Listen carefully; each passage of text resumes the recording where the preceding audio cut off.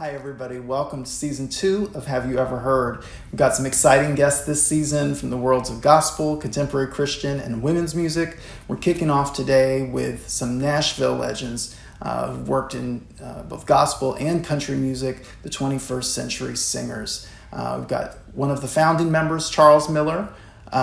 We've got Frankie Henry, Everett Drake, and Robin Grace. Together talking about making their 1979 album Sunday Night Fever. I think this is the first time they've ever talked about it, but they're together for the first time in 35 years. So I hope you enjoy the conversation, and more than that, I hope you enjoy the music. I am curious about, and maybe this is a more general question that's not related necessarily to when you joined the group, but I do want to hear a lot about Johnny. And how you all first, maybe individually, first heard Johnny. Wow. Well, okay. Yeah, whosoever wants to go. I was 16 years old in Newark, New Jersey, and my church choir, which was led by Derek Lee, it was the WLE Choral Ensemble, was on program with 21st Century at Newark Symphony Hall in 1976. Wow. And so, along with some other people, 21st Century at that time was Charles and Lula and Johnny. And I was just mesmerized by yes, that's the group. Yeah. And I was done in. I had never seen such beauty from Lula. Lula was a China doll, a black China doll. Charles was just immensely poised. And Johnny was one of the most phenomenal singers I had ever heard in my life. I had never heard a man sing so high. The highest I'd ever heard was like Johnny, was like Eddie Kendricks and people like that, you know, from soul music that we would hear on the radio. And so to witness a man sing in the timbre that he did, when we're talking high E flats, which is on wax, and that's unheard of, you know, like Mariah Carey high, you know, it was mind-blowing. I had no idea that within the year I would be transplanted to Nashville and then end up singing in the very same group with the guy that had just amazed me. And not just singing in the group, but singing the part with him. So I sang soprano with Johnny in 21st Century until he decided to switch to tenor. Wow. Wow. Yeah. Amazing. What about you, Frankie? The first time I heard Johnny, I was playing for a church, and I think he was at Mount Pisgah, and he was a little boy, but he could play. And he was playing, and then he started singing, and I'm so much older than he. I said, where did this child get this voice from? He was so talented back then. And I would see him at different programs, you know, but I didn't meet him really to really grasp all of the inner talent that he had for music until I joined the Johnson Ensemble, and then we interacted then. And later, when I was a member of the fabulous 21st Century Singers, his talent exceed playing or singing. I mean, he could produce, and he could get in that control room, and he had an ear for that. He was a natural. And I would just be at awe looking at him, because he would say, Shauna, no. Shauna said, well, come on in here. And John would get in there, and all of those keyboards, he just hit, no, what? He was fabulous. He was a joy to be around, and everybody loved him. You know, some people that are that fortunate to be talented like that, he had a sophisticated air, but it was always smooth and Christ-like. See, there's a difference. Some people, if you're not for real, you can't be like that. Yes. And he was a for real person. Just a joy to be around. And if you close your eyes on some of those songs, like Robin, you would think it was a soprano singing. And some of my friends, when they said, "What girl is it?" I said, "That's not a girl leading that song." Right. "Oh, yes, it is." I said, "No. That's Johnny Whitaker, the fabulous Johnny Whitaker." Yeah. That's right. Now, Charles, you are the original member of the group. Yes.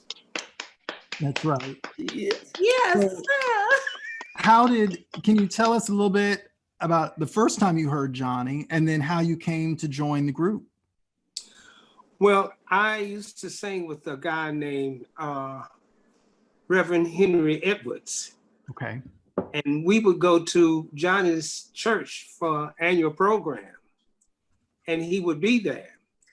And one Sunday he came and sang, and I was so mesmerized because I had never seen him before, you know. And I lived in North Nashville, and he was way up in Antioch.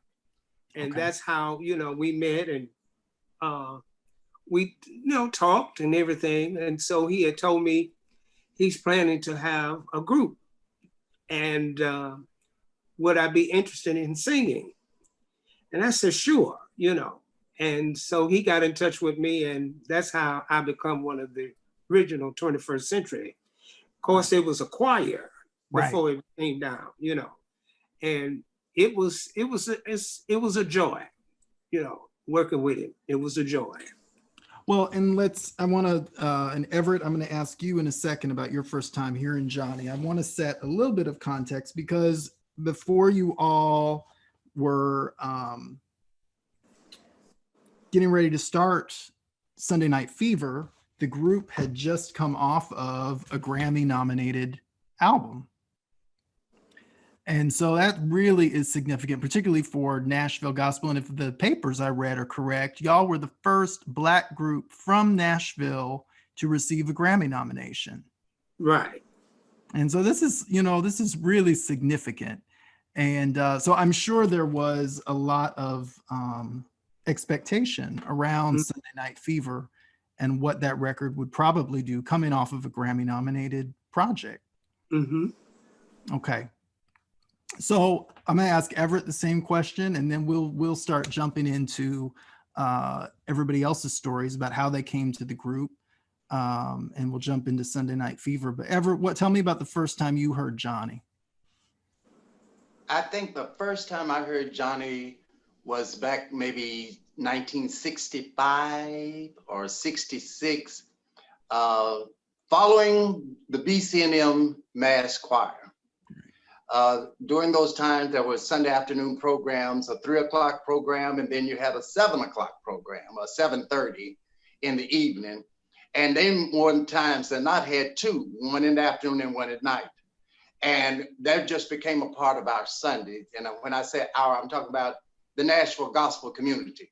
We would just go from church to church on Sundays and follow them. They had a great big choir, maybe 100 people or so. And Johnny was one of the directors of BC&M Choir.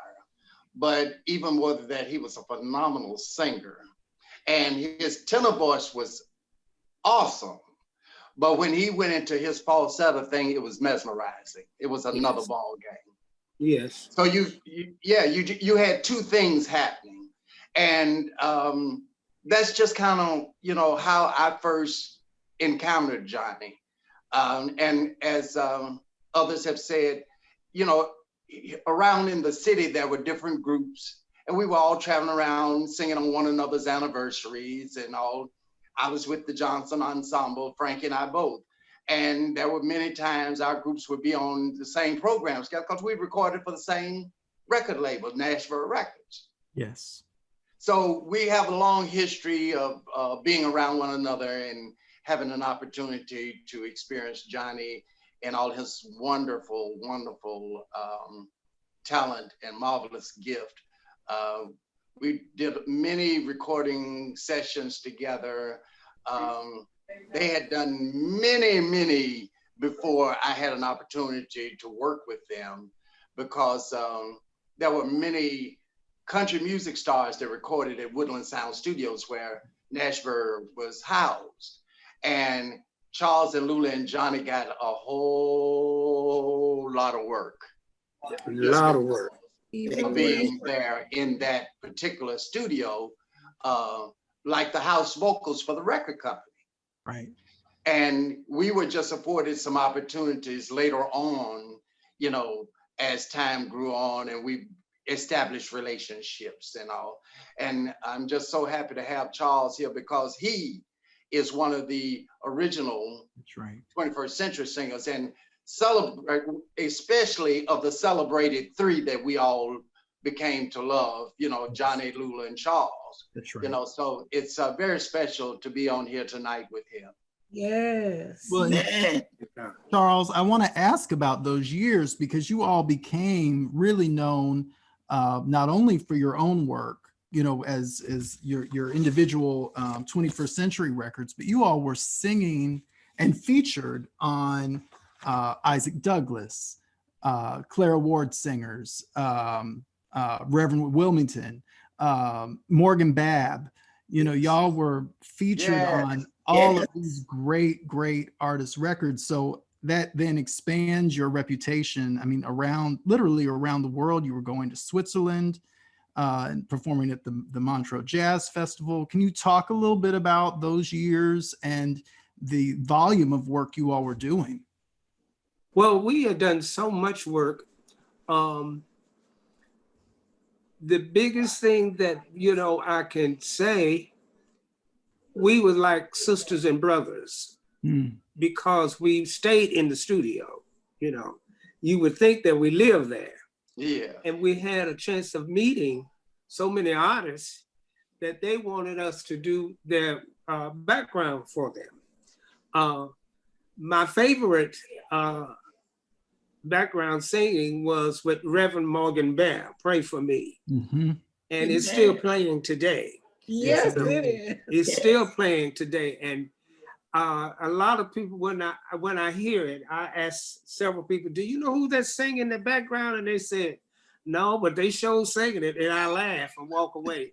And, you know, it just, you know, it's just a joy knowing that I have sang with some big people and not knowing that it was going to happen to me, you know? Right. And God just have, you know, blessed me, you know, and singing with Isaac Douglas was a joy. I mean, it really with him, it really was a joy.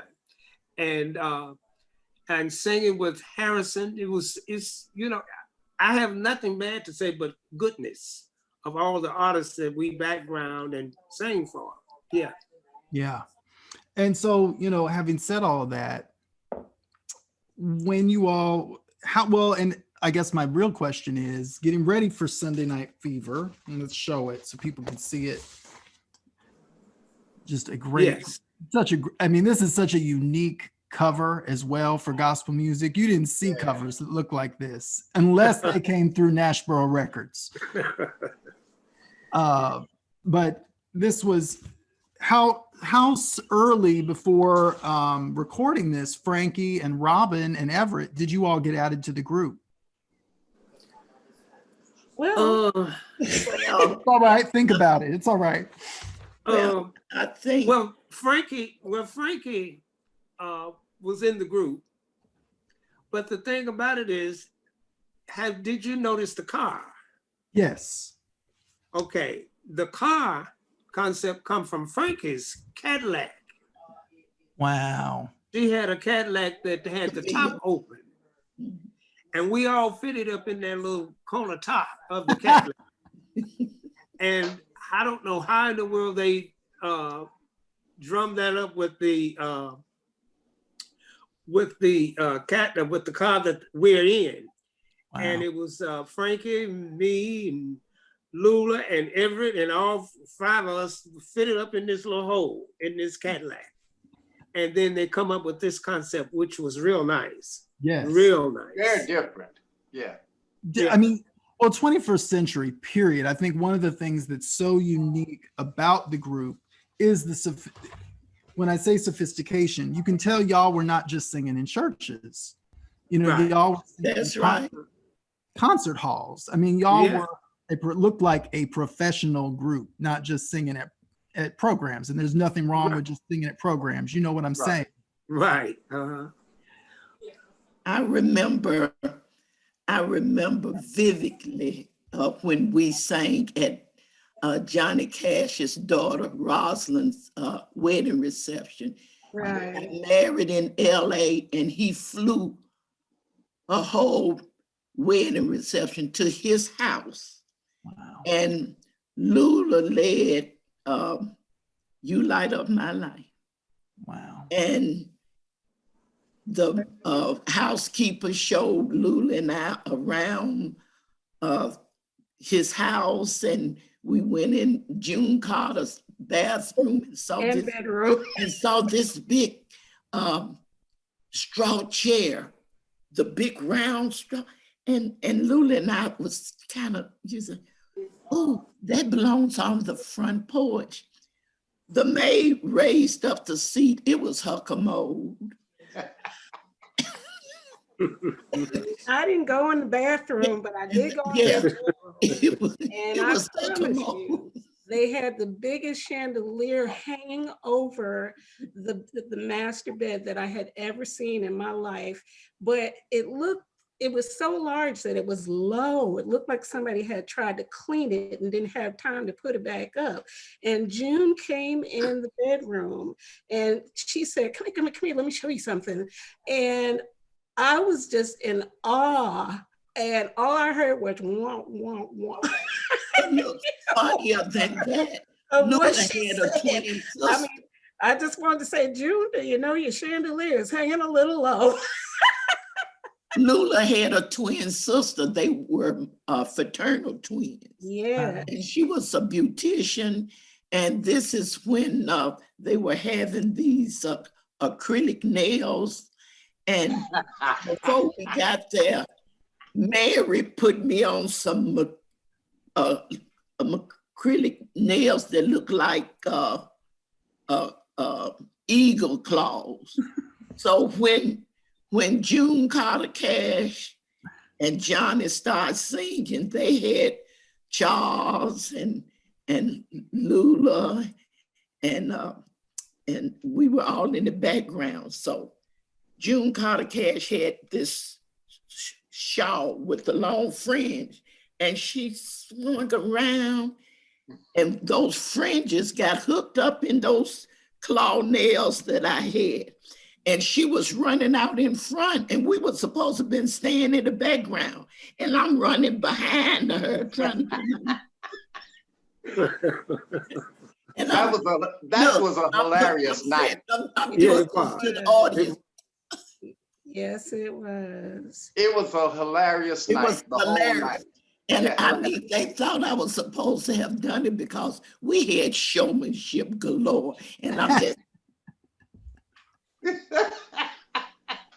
We were a very, very strange group.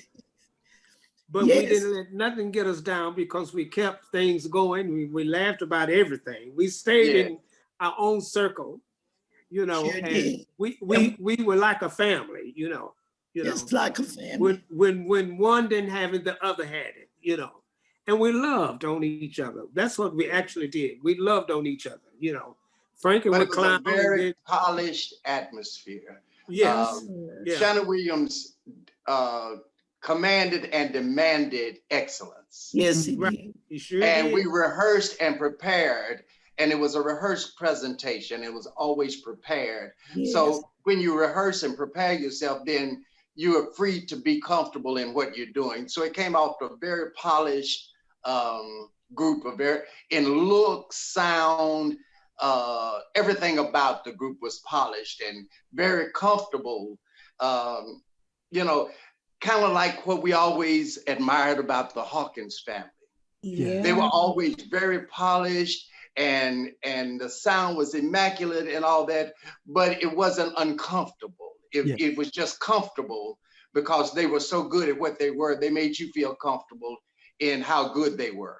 Right. And that was one of the things that was very evident about the 21st century singers. And Yes, the and beauty we of that appeared. is that it translated to the recordings.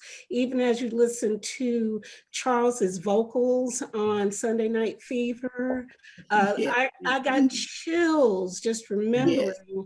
how good he was. That was a part of what mesmerized, there's that word again, mesmerized me so much when I saw him the first time back in 1976. I had never seen someone so polished, as though he were, and I don't mean this in a bad way, as though he were an actor singing his lines. It was that rehearsed. It was wonderful. Yeah. And he still does the same thing today. I mean, it's just like, you know, if you hear him tonight, if anybody call him, it's just perfect. Everett could tell you. I mean, he sounds the same way he did back in the 70s. He's And a ball of energy. Yeah, a ball of energy. Yeah. We talked about you like you're not here, sir. And look, the group was so outstanding. We crossed that traditional gospel. Yes. And because we didn't even sound like the traditional, not even the Johnson. We didn't sound like them. It was something futuristic.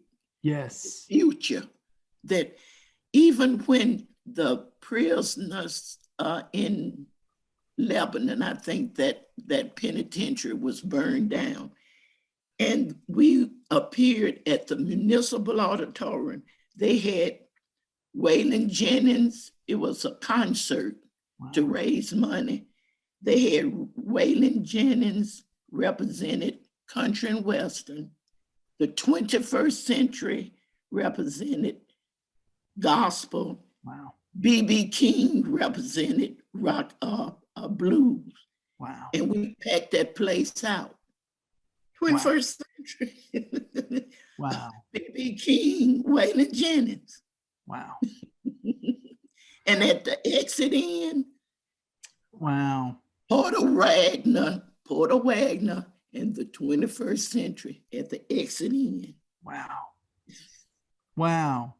I forgot about that. Robin, did you ever buy those shoes? Did you? We had money to buy shoes, and Mary and I talked about that today. Lula's sister said, "Remember you and Lula? You went and y'all got the shoes." And asked Robin, "Where are your shoes, Robin?" She said, "Honey, I went to get my hair done with that money." I get my shoes later. When we got on stage, Robin had those shoes, but she had to get that hair done first. Yeah, that's the woman's crown and glory. You get your hair done and be as gorgeous as you can. That's scripture, so I didn't make that up. Well, let me ask this while we're talking about Lula. Charles, do you know how Lula came to the group? Well, Lula came to the group as part of the choir that Johnny starred. Okay. And of course, she was one of the, I should say, the first one that he asked her to come and sing, you know, with the choir that he had formed. And then it came me, and then the rest of the people that he sing with, singing out and stuff, and had them to come. I think it was about 20 of us as a choir, you know, and it was joy there, you know, even with a choir, you know, sometimes you have a lot of mess with a bunch of folks, but we were so silly and laughter and family wise, you know, we didn't care, you know, and we still had that same mentality of polish it, Yes. work hard. Yeah. And it was joy work. It was hard work. I mean, any time that you could stay up 11 and 12 to get it right, because it can't. Shannon wasn't gonna have it no other way. Right. And Johnny Whitaker wasn't either. That's right. We had to do what we had to do, you know. Right. And look like when we did our concerts, looked like something just come up with the whole group, and we just locked, and people really enjoyed us. And I miss those days. I really do. Got a little older, but I miss those days. Well, we all have. Well, as a younger person here, I mean, I have to say nothing sounds like this today. Nobody sounds like this. The sound is still so unique. There's no replicating this. You can't duplicate this. Nobody else could come around and put another group together that would ever match the sound, because it really was about the magic of the five of you together. Yeah. Or the three of you when it was just the three of you, Right. That's the real passion behind it, is that there was a core, and then everything else is just adding to the greatness. Everything else is, you all had great songs. And so I want to talk about, what we're talking about, songs. One of the key elements in that was Charles Barnett as well, who was, an arranger and songwriter. How did Charles come to be a part of 21st Century? I'm not for sure, because it's been such a while. Because he used to sing with James Cleveland. Right. And I think he, some kind of way that they, hooked up. Okay. And well, I'm going to say, we needed. Say it, Everett. No, I'm just going to say, I'm sure Shannon encountered his genius somewhere along the way, traveling and all. Because more times than not, Shannon would bring in Harrison Johnson and Kenny Looper and those California musicians to play for 21st Century Singers. Right. And I'm sure some of those times he encountered Charles Barnett along the way and brought him in, to do some of the same thing, because that was a part of the creation of their sound. It was like these Southern singers with these California musicians, and that took them somewhere else that none of us went, because they had that influence. So I'm going to say Shannon had come in contact with Charles at some point. Shannon was always seeking out great musicians, always. Yes. Well, I think that's one of the great things about Nashboro Creed as well, is exactly what you said, Everett, that convergence of the coasts meeting the South. Because once you put all of those elements together, I mean, that Nashboro had really innovative East Coast choirs, Benny Cummings, New York Community Choir, as well as LA Community Singers. As they're bringing in all of that, and then 21st Century Singers on top of that. Clara Ward with that combination of musicians. I mean, there's no sound like the Nashboro sound for that reason. Well, let's dig into this record now. So I'd like to talk about your memories of how these songs started coming into the group. Because do you remember how did you all prepare for an album? When you had to record, how did that start coming together for you all? I didn't have any. Well, my entry to the group, it was so crazy. I started with the group as they were recording Sunday Night Fever. Okay. So that's part of the reason why my picture isn't on the project, because they had already established most of that. But I was on campus. I met Johnny through Derek on campus, and Same year, Johnny was on campus. He had gone to meet Hilbert, his brother, who played baseball at Fisk, and we just happened to run into each other, and he said, "Hey, come go with me." I said, "Okay." And so I ended up going with Johnny to the studio, which I found out later was Woodland, and they had already pretty much wrapped up the project, but he said, "Sing." So that's how I kind of ended up in the group on the record. It was already in process, pretty much wrapped up by the time I got there. So that was my input and recollection from the group. Charles, what were you going to say? Repeat that again. Well, you were getting ready to, you were going to say, you and Robin started talking at the same time. So jump on. No, it's all right, Robin. I was saying that that's what Robin said was true, because we had worked so hard and we did rehearsals. Now we really rehearsal. We just didn't come in rehearsal and play around and that's it. What we had to do in the studio, we did it at rehearsal.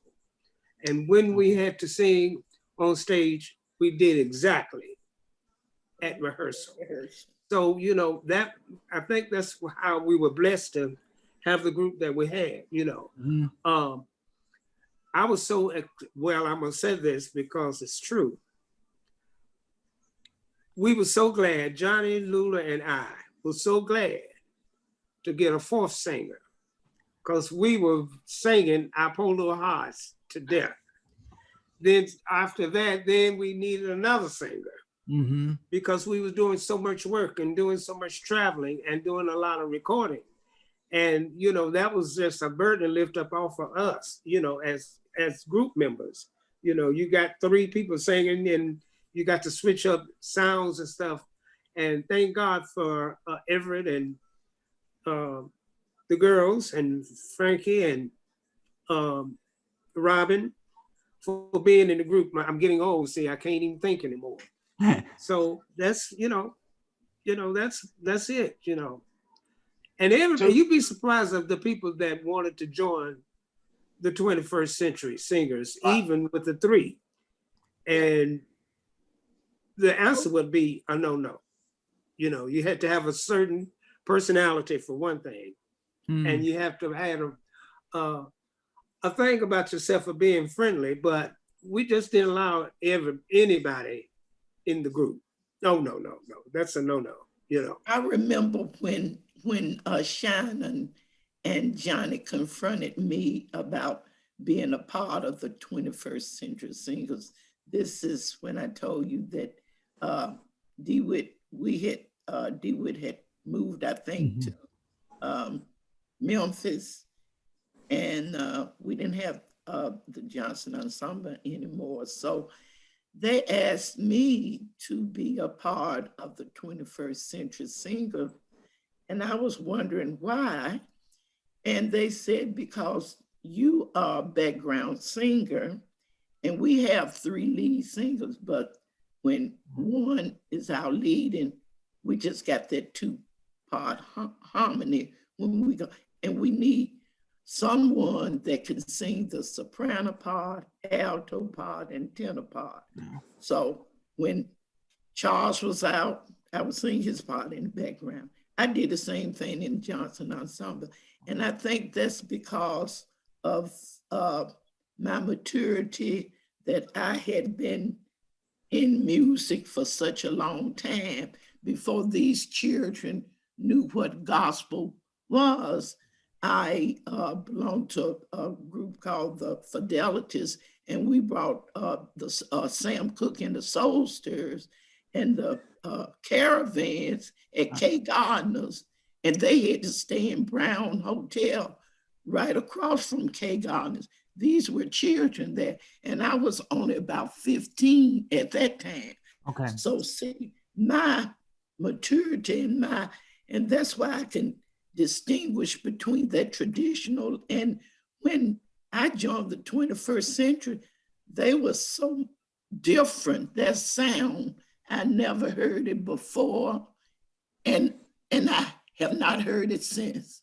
And mature is So unique. yes, absolutely. I have to, if I could, just a sidebar. Yeah. Thank you, Frankie, so much for being exactly who you were. And that same thanks goes to Lula, because as a young girl, and again, I was 17 when I came, your example of what a gospel singer should be was the benchmark for what I needed to become. And you guys all set such great examples for me, both you and Lula. And then Johnny musically set the bar as well, because I was hired, I joined to sing with him. So I had to match his sound in order to fill that gap. Not that I sounded exactly like him, but I was able to fill in his voice in such a way that it was satisfactory to carry that part. And so you guys, you set all kinds of examples. Thank you, Everett, for being my second big brother, Derek being the first. And taking such good care of me when after I transitioned to New Life and to become the New Life singer. But everything that I learned from you guys, Charles, the poise that you had on stage, phenomenal. That really helped to seed into becoming an artist. And even as we both transitioned to New Life, thank you for, I can't thank you enough for being exactly who you are, all of you. Everett, thank you. Frankie, thank you. Sorry. You know, Sorry. what I really want people to know is that recording of Sunday Night Fever, a lot of it was done by those three singers. Okay. We may have done one or two songs, a back end of a song. We did do, of course, I Want to Be Ready, the title cut, the Sunday Night Fever song, but most of it was already done. Wow. Yeah. It was. Yeah. Most of it was already done. Yes. We may have done two songs. We might have sung the tail end of The Sun Will Shine After a While. That seemed very familiar to me, like we might have sang that. But other than that, it was already done. It was already a record. Wow. Yes. Johnny said, "Come go with me, sing this." But that was him. That was what he did. I was before with Derek, I'd have been like, "Who are you?" But that's what he said, and it helped to transition. It brought me to Mount Pisgah and gave me a chance to establish family there.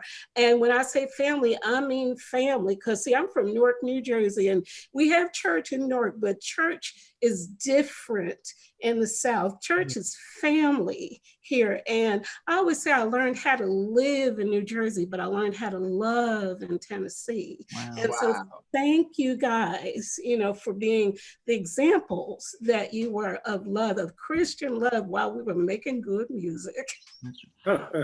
So, okay, Charles, since you were really the one when the album was conceived, whose idea was it to remake Staying Alive as a gospel song?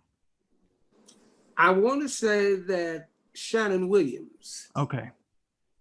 I think what really got him, it was the rhythm that he liked, And then I think he came to the conclusion, I think we're going to do that. I said, we're going to do that? The original song, And so when they finally got it together, we went into the studio and they showed us Johnny already knew how it went, but me and Lula had to get in there and do some work. And I want to say Shannon, yes. Okay. Yeah. Well, what's so great about that is that it did not register with me because you all so reinvented that song. Mm-hmm. It wasn't until I looked at the label on the album, I said, well, doggone it, that was Staying Alive. Yes, it was. Yeah. but it was so unique. It didn't sound like, you hear these gospel songs and they take a secular song and they put some words on it and you go, that was so corny. I did not need that. When they gonna stop doing that? When they gonna stop doing that? And y'all made it so interesting and fresh. I normally hate when people do that. And it's so original. It sounds like a completely different song, and it's only when you look down you get the connection, and that's what it should be. Mm-hmm. Mm-hmm. That's what it. Now, Charles, tell me a little bit about. Do you have a favorite on this project? Well, I did so many. You did. I really trying to think. There's one song on there where I'm preaching almost, Mm-hmm. And I heard it the other day and I got tickled. I said, I could have been a Baptist preacher, and I can't think of the title. Wait, it's If You Wait. Yes. That's what it was. You could have preached on it. Yeah, I said I could have been a Baptist preacher. Mm-hmm. Wow. My grandmother heard it, and she said, "Who is that doing all that preaching on that?" I never did tell her. She said, "Please tell me that ain't you." I said, "Well, it is, Reverend Miller." Yes, I remember your famous line: "If you dig one ditch, you better dig two."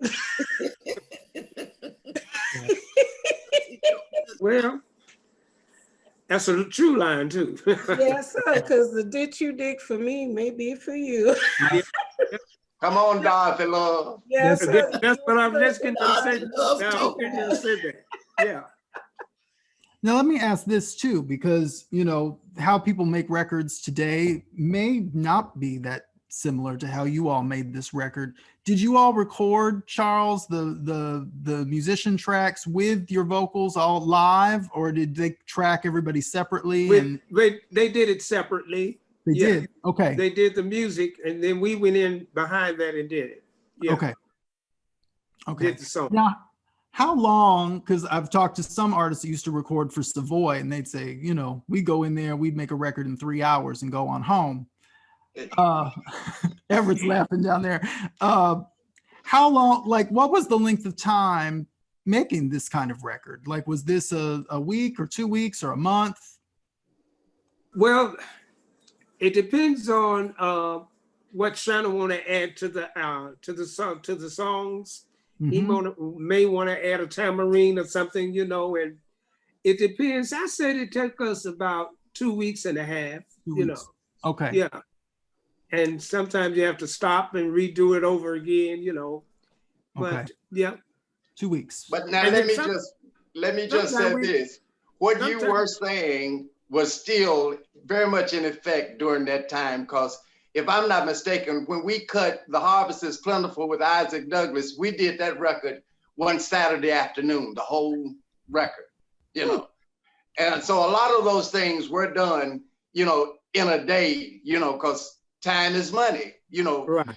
There wasn't a time to come and rehearse. You came prepared. You may get you a couple of times to, cut the song. And see, back then we were cutting a lot of it live then, Right. It all went down at the same time. Right. Right. As I said, the 21st century was a cut above the rest. They had the privilege That's right. of being in the studio all the time. So they could cut pieces and songs and parts and all, and then it become a project. But everybody else, when they came in, like if Dorothy Love came to record, Mother came in with her singers, and she anointed that place, and she went to singing, and then she went on back to Birmingham, Alabama. Got it. Show you're right. Yeah. You're right. That's right. For instance, just to follow up behind that, on that next project when we did Triumphant, Yes. and I sang Who Wouldn't Serve a God Like This, that was one take. They were adjusting levels and they just said, keep singing. And then they went back and got the front part of it during the time they had been adjusting, and that was the whole lead on that song. There was no practice, no go back, no fix, no nothing. That was it and done. Well, and I want to say, like, Triumphant is a whole nother show, a whole other conversation. That is Right. a classic album produced by Derek Lee. Yes. Brilliant. That record is one of the most amazing records I've ever heard in my life. Yes. Absolutely. Wow. Absolutely. So much so that I have re-recorded one of the songs that's going to be on my next project. Yes. That's right. So you can, let me say this too. So there's a compilation project that you can stream, you can download on all the music stores, Apple Music, Spotify, called Johnny Whitaker and the 21st Century Singers. It's called Triumphant. The entire Triumphant album is on it. And there's a couple songs from Sunday Night Fever, a couple of songs from some of the other projects on that. I want to encourage people watching to go and listen. You can hear this music we're talking about. You may not be able to hear this whole record. You can go buy this used. And I encourage people to do that. It's on YouTube. You can find it. Listen to this amazing, ahead of its time music. It's going to reach you exactly where you are today, and you're going to wish you sounded like this. So, okay, I got off track and I started preaching. But All right. when you all would release a project like this, so you release Sunday Night Fever, you know, now they put people out on the road and they go out and they hit a bunch of circuits trying to push the record. Did you all do that for this project? Did you all hit the road when it came out? Sometimes we did. It depends on what Shannon's schedule was, you know. But I want to say we did. Yeah. Okay. We didn't, you know, not immediately. Maybe about 2 weeks, 3 weeks. Then we're out there doing it, you know, because he had other artists that he was working on. So that's how we was able to do what we did, you know, but we did it. How did people, and I'm curious because, you know, I've one of my big groups that I've done a lot of work on and written about and interviewed is the New York Community Choir. Similar in a sense to you all in that they were so contemporary, so not just bound to the church world. And they really went through some horrible things because they were so ahead of their time. Got a lot of criticism. And I would assume, I'm guessing, that this particular record might elicit that same kind of response from people. It was so contemporary, so not the norm within gospel music. How did people respond to this record? Well, I don't know how they actually responded to this record, but standing on the outside looking in, the record before that, The Storm is Passing Over, was so different, and it charted and was played on secular radio. So I'm thinking that any controversy would have already come and gone with that record, so that this was more accepted. They accepted this because The Storm is Passing Over was played on secular radio, just like Oh Happy Day got secular radio. The Storm is Passing Over got that. When Johnny and Lula and I and Shannon went to the Grammys, it was a reaction, and we sit there and, you know, prayed and crossed our fingers and crossed our legs and wiggle and wobble, you know, and, you know, how we gonna do this? I said, I'll tell you one thing, they better not call the 21st century because they're gonna see us really shout. Yeah. I was ready to shout. I know that's right. That journey. I thank God for that journey. So we was up against some heavyweights that year. Yes. Absolutely.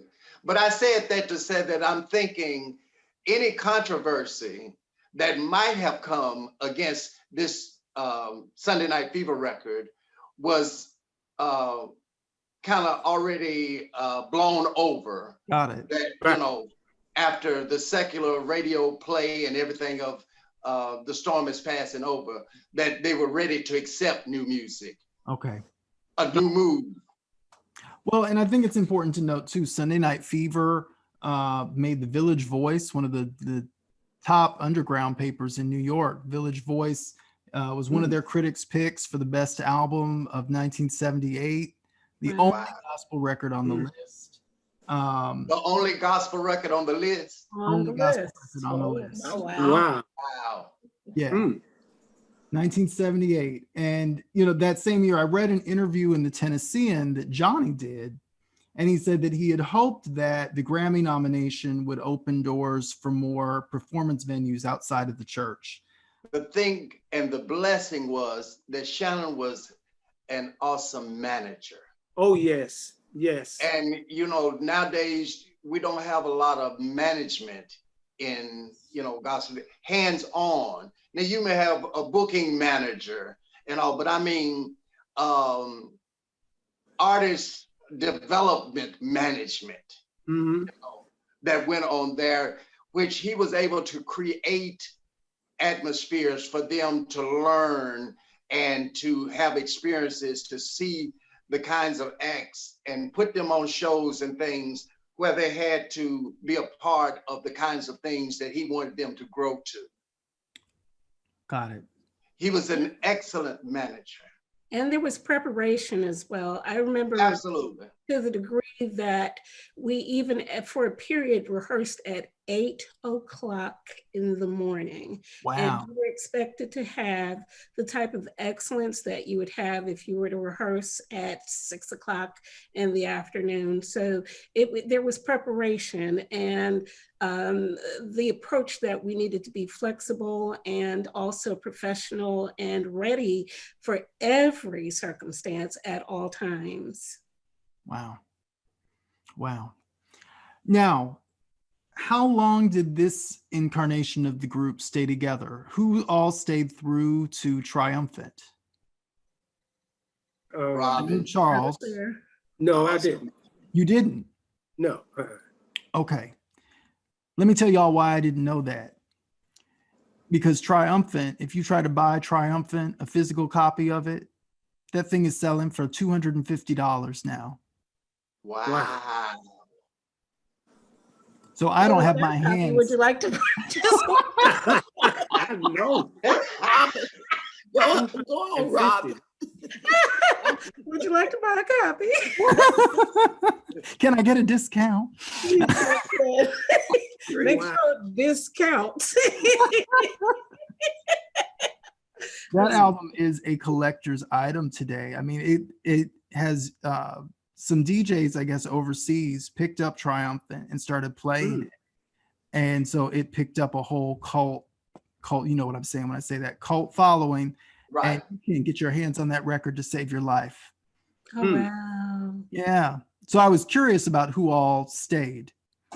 Well, I was there. Robin was there. Yeah. Okay.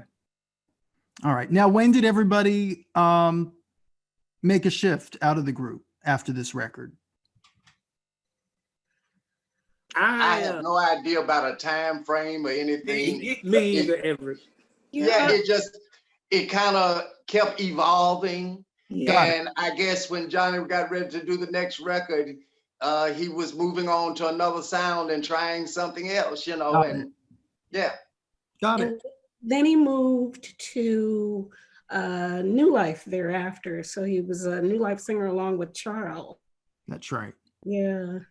That's right. And I don't know, I think that there was a transition to, as Everett was saying, have that sound evolve, because there were a number of really phenomenal singers that were in the city that became a part of 21st Century, though we didn't record with that set of people. I was always there with Johnny until he transitioned to New Life. And then because they were looking for somebody to sing with him in New Life, then I was brought into New Life to match his sound again, the same way we did in 21st Century. But as far as 21st Century, as far as 21st Century is concerned, we sort of continued to transition until Johnny made the transition. Wow. Wow. The interconnection throughout the Nashville groups is so fascinating. And how that sound, then you all were bringing that to New Life. I find it so fascinating how it just, evolution is the right word. It's the right word. Well, I want to, let me make sure I got everything in. I think is there anything anybody wants to tell that they haven't told? Anything anybody wants to say? Johnny was a phenomenal envoy for gospel music. He opened the door for so many singers, and he made platforms available so that these people could be exposed, so that they could exercise and experiment with their talents. And I think that Nashville and the Nashville music scene is better for it, and they have been impacted in a way that they'll never know because they didn't have a chance to meet this phenomenal talent that we know as Johnny Whitaker. Wow. As a matter of fact, he was quite instrumental in me being who I am today. I often talk in interviews about going to the studio with friends who were working. I wasn't working. I went to see how to, conduct myself and what to do and what not to do if given an opportunity. And Johnny would take you with him wherever he was going, that you could learn whatever you could learn with him while he was doing whatever he was doing. Right. And I mean, he was very sought after during that time by many of the country music stars. And we got opportunities to sing on a lot of country music stars' records because of Johnny. Mm-hmm, absolutely. And, I'd often talk about that, going to the studio with him and, how he encouraged me. I often wonder, what he would think about what I'm doing now, knowing that he was instrumental in getting me going and getting me started into doing that. He introduced me to Donna Fargo. Wow. Who I went on to tour with, along with him and Charles, for many years. Yeah. Many years. And I talked to her the day before yesterday, as a matter of fact, her birthday. And we're still friends today. But those were the formative years for me to get into that arena and working in country music, and which has been a blessing in my life. I went on from that to work with Lyle Lovin and his large band and do many other things, but Johnny Whitaker was the one that got me going and would take me places and allow me to study under him and what he was doing. I didn't know I could sing falsetto vocals until Johnny walked away from a gig with Donna Fargo one time, and I had to step into his shoes and do what he did in the show. Wow. Yes. And that is kind of how that happened. But it enabled me to learn more about myself as a singer and what I had actually learned, but had never had an opportunity to put it to use because Johnny was always there. Right. Yeah. And he was phenomenal. Yes, he was. But you don't realize what you were learning from him. You're just taking it in and all, but you don't even realize what you acquired or learned. And it was all after the fact, after he had stopped singing with Donna, that I had to do those things and learned what I really had absorbed from him, but never even tried it. So I'm so grateful for those times, and I owe it all to Johnny. Yes. And those experiences that he gave me. Absolutely. I wasn't making any money. I went to the studio to learn. They were making money. But the blessing was that I went one time with them, and the producer wanted a bigger sound than the three singers that said, hey, can he sing? Bring him in here and let him sing too.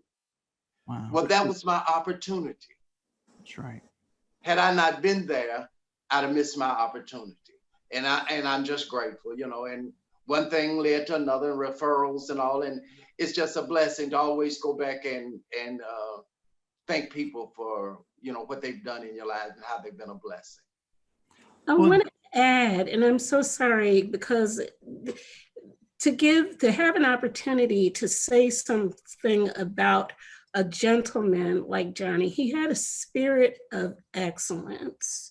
Yeah. And that was that was said. And again, like I was saying earlier, he was an envoy and he opened the door, and that spirit of sharing, because of how insecure we can be in this business, wherein we don't want to make our own experiences available to other people. So we are very closed and we're very secretive, and we don't share. And he did that for so many people. And I grabbed a hold to that spirit. So I have that now today, where whenever I'm doing, I feel like an usher trying to open the door and allow and push people in so that they can take advantage of the opportunities that are available. And that was because of him and the environment that he created and the people that he surrounded himself with. And so as a result, we became a reflection of that spirit of generosity and excellence. And I cannot say enough about him and the just the genuine spirit that he was, the talent that he was, the mess that he was. He was a beautiful mess, and you guys know what I'm talking about. He was as exciting and charismatic as could possibly be. I have never met a person like him, and I don't know if I'll ever meet another person like him, but I'm thankful for having had him in our lives. And thank you for allowing us an opportunity to come and just say a little bit about that thing that he started that we call the 21st Century Singers. Well, Can I say something? You absolutely can, Charles. The strangest thing about the 21st century, I don't know how it just added up like this. We were a bunch of crazy folks, trust me. From Frankie, Everett, me, Lula, Johnny, and Robin. You wanted to meet a bunch of crazy folks, be around us. Wow. Yeah. And you would see we had so much joy. Joy, we'd laugh and giggle about everything. And, we were crazy. We would go out to concerts and we would, to ourselves, let me put it like that. We was in our own world, and I love that. I want to say that Johnny was my friend, my brother. Yeah. He and I lived together at one time, and he was just Johnny. You couldn't meet no better person than Johnny, know. And he would do anything he can for you. The same way about Shannon, And the group had a heart like that, And we, and like I say, we miss it. They don't have this like we used to have. This is a new season. And these young people don't know. If you don't work hard for what you get, you'll lose it. You'll lose it. Right. You'll lose it. And I'm so proud of Everett because he has kept it going for himself. And God has blessed that young man. Yes, and God is going to continue to bless him, and Robin too. And Miss Frankie, she's so grand now. She done retired from teaching. So I guess she's ready to start back singing, Everett. Yeah. Well, I don't want to change the conversation, but as you know, I'm 10 to 12 to 14 years older than and I always wanted to be a part of the group, but I had so much experience, and I would venture off because I was working on my master's and I was teaching, and I was involved in so many other activities. Plus, I was married. I've been married now for 59 years, going on 60. And I have a son, a daughter, granddaughter and a great grandson. But my thing is, when they were still off into music, I was out in civic activities. Yes. Because in 1960, Please I say was something arrested about that. with John Lewis. Wow. And I integrated the counters here. Wow. So they had me on the front page of the Tennessean, where the white lady put the cigarette out on my arm in McClellan's, and then threw the matches down my back. And I spent my first year in college, I spent 15 days in jail, sleeping on cold concrete with no mattresses. And so I go around and give my story about the sit-ins. Wow. You know, that John Lewis and I, we the same age, we were arrested the same day. Wow. And it was 87 of us, and they tried us one by one, and we didn't leave until they had tried all 8 of us, and it took over it was 30 to 29 to 28 degrees in jail, and we just ate a bean soup with a slice of light bread in it twice a day. The commode was in the middle of the floor. See, all of these things, these kids didn't get a chance. So when I'm confronted with a lot of adversities in life, it draws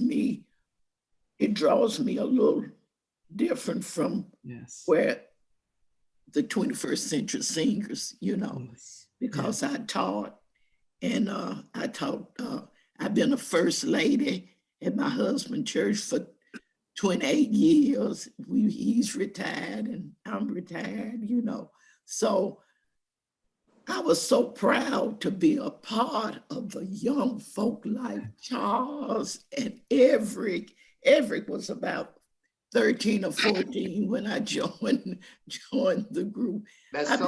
Charles been singing. Yeah. I guess I saw him when he was about 7 or 8 or 9 years old. I said, who is that little boy singing up there? Because I've been playing for churches all my life. Wow. And just like now, he was singing back then. Wow. Robin was just, to me, Robin could be on the Atlanta Housewives kind of person. Wow. Listen, yes. To me, it's an immense honor.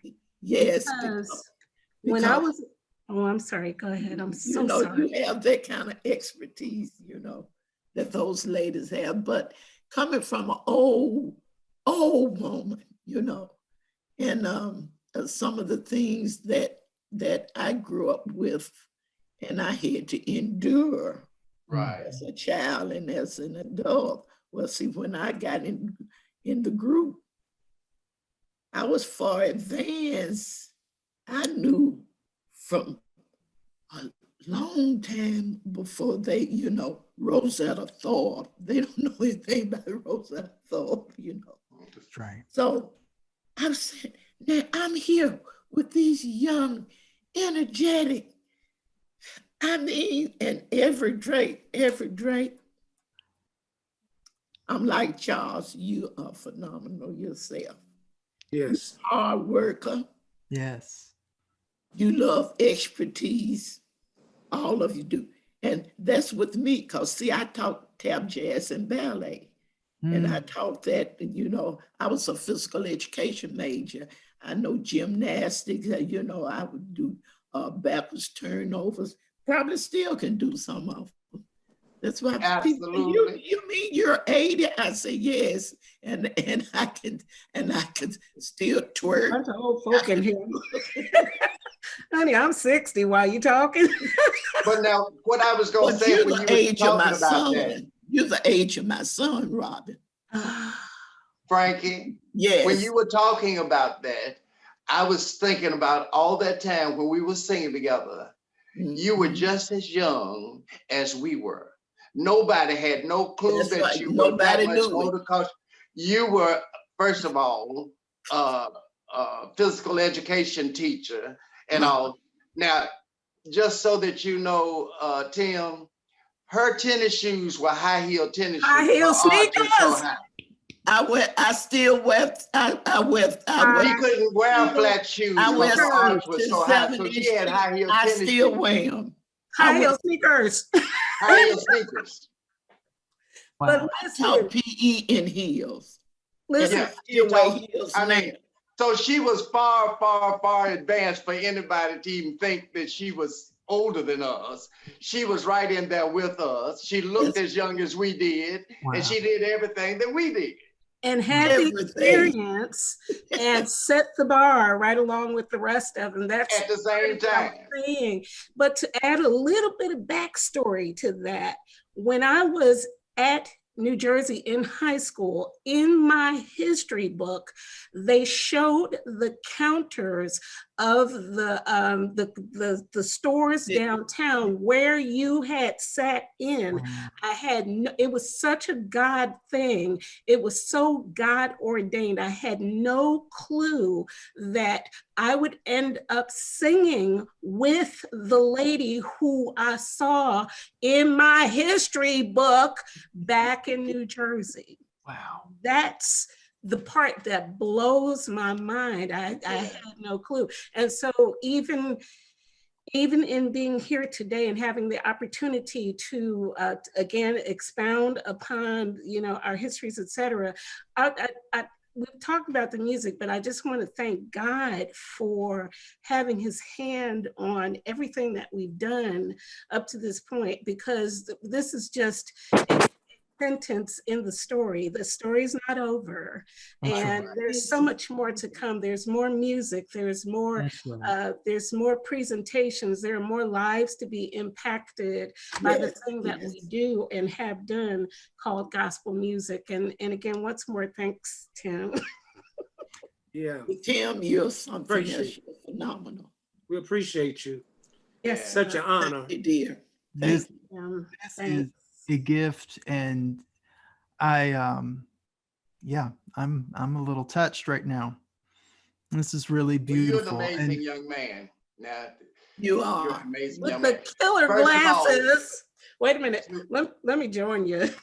Yeah, to have the love that you have Yes. for for gospel music and the heart to research and keep the music alive and from its earliest beginnings and bring out so much history and behind the scenes information and stuff about this music that we all love is absolutely amazing, and you're to be commended, and I thank God for it. Yeah. Thank you, Everett. Chronicling and allowing it to become a part of history that can be grasped by these upcoming generations that don't have the privilege of knowing what their foundations were. Thank you for doing that, and I appreciate you. Me You all have really impacted my life deeply. I know you've impacted the lives of so many others, but I know for my life, these are the records that saved me. And so I'm just really grateful for the light you've been. You don't know me from Adam, but Everett knows me. But, I'm just meeting all of you tonight, but you've been a part of my life for a long time. And so I'm just grateful for what you did. And Frankie, that just really, I had no idea. So thank you for sharing that tonight, because people need to know the work that you all did to knock down all kinds of doors. I mean, we're sitting here tonight. We couldn't have done this 50 years ago, 60 years ago. No. And so this is the work that you all did. And I'm just grateful. Thanks for watching this conversation with the 21st Century Singers. I hope you'll like it. I hope you'll share it. I hope you tell your friends about it. And subscribe to my YouTube channel here if you aren't already subscribed. I'd also love it if you want to learn more about the 21st Century Singers. Stop by my Substack, godsmusicIsmylife.substack.com, And you can read a comprehensive essay about the group's history, as well as some of the other artists that we've highlighted. I've been writing for the past year there. So there's a lot of information. If you love gospel, CCM, women's music, soul music, then that's where you want to be. godsmusicismylife.substack.com.